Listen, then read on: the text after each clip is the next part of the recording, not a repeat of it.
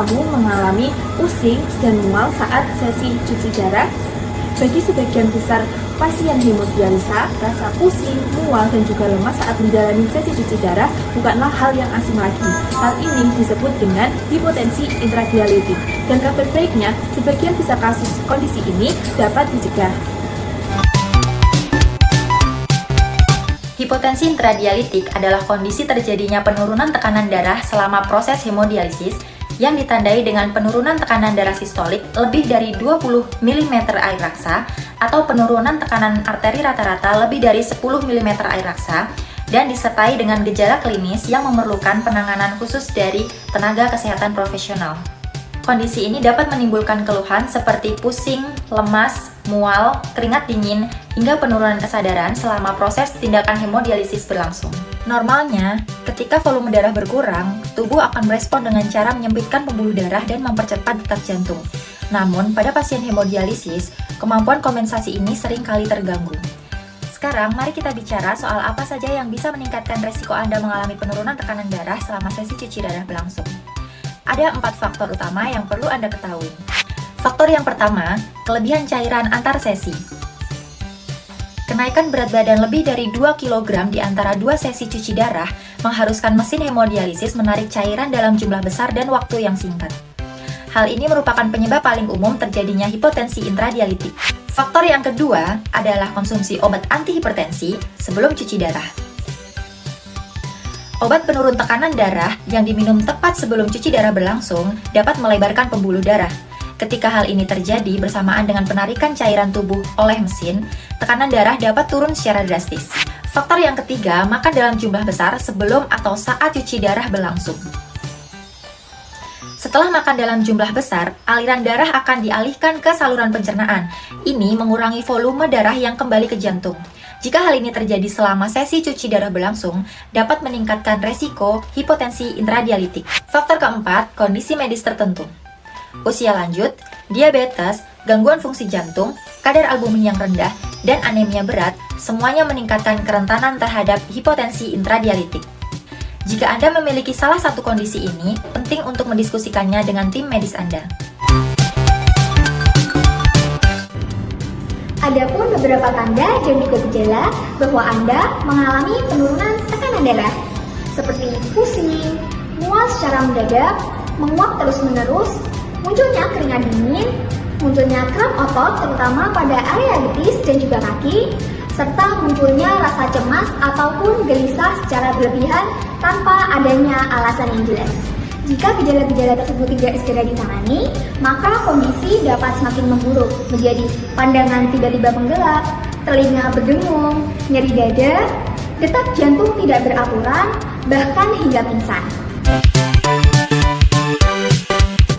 Kabar baiknya, sebagian besar kasus tekanan darah rendah selama menjalani cuci darah dapat dicegah.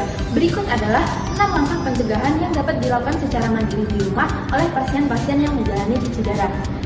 Langkah pertama adalah kelola asupan cairan Anda. Yang pertama, Anda bisa membatasi asupan cairan, makanan yang banyak mengandung air seperti sup, dan juga buah-buahan yang banyak mengandung air seperti semangka. Anda juga harus membatasi konsumsi garam setiap harinya, di mana pada pasien-pasien yang menjalani cuci darah, batas harian konsumsi garam tidak lebih dari setengah sendok teh setiap hari. Hal ini dikarenakan garam dapat menstimulasi rasa haus secara berlebihan. Kemudian juga Anda dapat mengontrol rasa haus dengan mengurus es batu atau dengan berkumur dengan air es. Langkah kedua adalah dengan memonitor berat badan setiap hari. Dengan memonitor berat badan setiap hari, Anda dapat memantau kenaikan berat badan yang terjadi setiap harinya. Kenaikan berat badan lebih dari setengah kilogram yang terjadi dalam satu hari dapat menjadi peringatan bagi Anda untuk membatasi asupan cairan secara lebih ketat lagi. Langkah ketiga adalah dengan mengelola asupan makanan sebelum menjalani cuci darah. Untuk pasien yang akan menjalani cuci darah, dianjurkan untuk mengonsumsi makanan ringan seperti nasi dan juga lauk dengan porsi yang kecil 1-2 jam sebelum menjalani cuci darah. Hal ini dikarenakan apabila pasien mengonsumsi makanan dengan porsi besar akan semakin membebani sirkulasi darah menuju perut sehingga aliran darah akan lebih banyak menuju ke sistem pencernaan dibandingkan ke jantung. Sehingga hal tersebut akan meningkatkan risiko menurunnya tekanan darah selama menjalani sesi cuci darah. Langkah keempat adalah dengan manajemen obat anti hipertensi. Konsultasikan dengan dokter Anda obat mana yang boleh dikonsumsi dan tidak boleh dikonsumsi saat Anda akan menjalani sesi cuci darah. Langkah kelima adalah dengan mematuhi jadwal cuci darah. Dengan melewatkan 1 kali jadwal cuci darah, maka pada sesi selanjutnya, kecepatan pengeluaran cairan dalam darah akan semakin ditingkatkan pada sesi selanjutnya. Hal ini akan semakin memperbesar risiko penurunan tekanan darah selama menjalani sesi cuci darah. Kemudian, Anda juga harus memperhatikan kenaikan berat badan setiap sesi HD, di mana kenaikan berat badan antara sesi HD tidak boleh lebih dari 2 kg. Langkah ke-6 atau langkah terakhir adalah dengan mempertahankan posisi tubuh selama menjalani sesi cuci darah. Pada pasien yang menjalani cuci darah, posisi yang dianjurkan adalah posisi terlentang. Hal ini dianjurkan untuk mengoptimalkan aliran darah dalam tubuh. Pada pasien-pasien yang memiliki tekanan darah rendah selama menjalani cuci darah secara berulang, dianjurkan untuk menaikkan kakinya setinggi 10-15 derajat untuk menjaga aliran darah balik menuju jantung.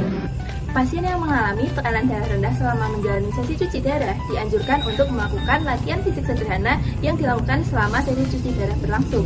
Latihan fisik sederhana ini dapat berupa melakukan peregangan atau menggerakkan kaki atau tangan secara berulang-ulang. Adapun beberapa dampak yang dapat ditimbulkan ketika hipotensi saat sesi cuci darah berlangsung terjadi secara berulang. Yang pertama yaitu meningkatkan terjadinya penyakit kardiovaskular hingga kematian. Yang kedua yaitu terjadinya kerusakan pada otot-otot jantung. Lalu yang ketiga yaitu menurunnya atau hilangnya fungsi ginjal yang masih tersisa untuk bekerja. Yang keempat yaitu menurunnya kondisi klinis pasien. Lalu yang kelima yaitu terjadinya gejala akut seperti munculnya kerang otot, pusing, mual, muntah hingga pingsan. Yang keenam adalah penyumbatan atau trombosis pada akses vaskular. Serta yang terakhir yaitu sesi dialisa atau sesi cuci darah yang tidak berlangsung secara optimal. Hal ini mengakibatkan sesi pengeluaran racun dan juga cairan dalam tubuh pasien tidak berlangsung secara optimal. Pencegahan dan pengelolaan tekanan darah rendah oleh tenaga kesehatan yaitu perawat dan juga dokter diantaranya yang pertama dapat dilakukan dengan mengelola proses hemodialisis atau cuci darah dengan mengatur suhu dialisa dan juga laju filtrasi sesuai dengan kondisi pasien. Langkah yang kedua adalah dengan mengevaluasi berat kering pasien. Langkah yang ketiga adalah dengan menyesuaikan lama waktu cuci darah.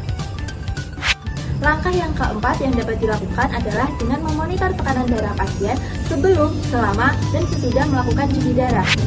Langkah yang kelima adalah dengan memberikan cairan maupun obat apabila pasien mengalami tekanan darah rendah selama menjalani sesi cuci darah. Langkah yang keenam adalah dengan mengevaluasi obat-obatan yang dikonsumsi oleh pasien yang berisiko menurunkan tekanan darah pasien. Langkah yang ketujuh adalah dengan mengawasi pasien yang melakukan latihan fisik ringan selama sesi cuci darah sesuai dengan kondisi pasien.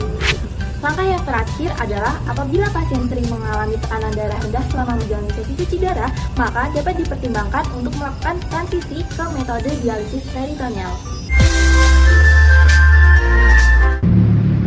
Cuci darah memang bukanlah perjalanan yang mudah, namun dengan pengetahuan yang tepat, kepatuhan yang konsisten, dan juga kerjasama dengan tim kesehatan yang baik, kualitas hidup pasien dapat diraih secara optimal.